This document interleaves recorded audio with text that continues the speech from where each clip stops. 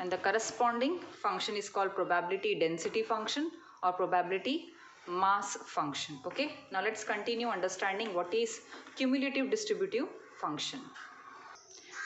The distribution function f of x defined by f of x is equal to p of all probabilities of all those x for x going from 1, I going from 1 to x, p of xi means you are going to add up all the probabilities until you reach up till that x, the variable value x, random variable which is approaching this x. Okay, it should reach only up till there. Okay, so the summation of all of those probabilities is going to be defined as a cumulative distribution function or CDF. With problems it will be still clear. Now let's take a general, I hope you all remember about mean and variance. Okay, so how do you take for a general frequency distribution, how do you take mean and variance? Yes, for a general frequency distribution you define mean by x bar is equal to, the formula for that is fi xi divided by summation of fi. This is the formula for mean. And what is the variance formula for general frequency distribution?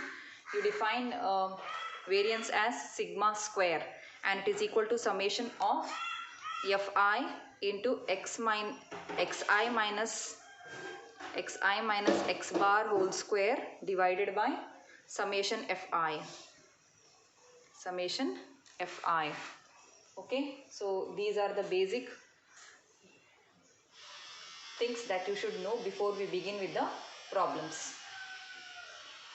Okay, since we know what is the mean and variance of a general frequency distribution, we can also define the mean and variance of probability distribution. Okay, so that same thing we have done here, but what we do here is we take the p of xy, that is probability distribution, as the frequency fi. Okay, we correspond it with fi, so that summation fi is nothing but summation of p of xi. By the definition of probability distribution we have seen that summation of p of xi for each I is equal to 1, is it not? So using that we define mean mu of the frequency of the discrete probability distribution. Mean mu is equal to, since summation of p of xi is equal to 1, you will have mean mu is equal to summation over I xi into p of xi. Okay, similarly we define variance v is equal to summation over I xi minus x bar whole square into p of xi. Only thing is that you replace every fi by p of xi, nothing else.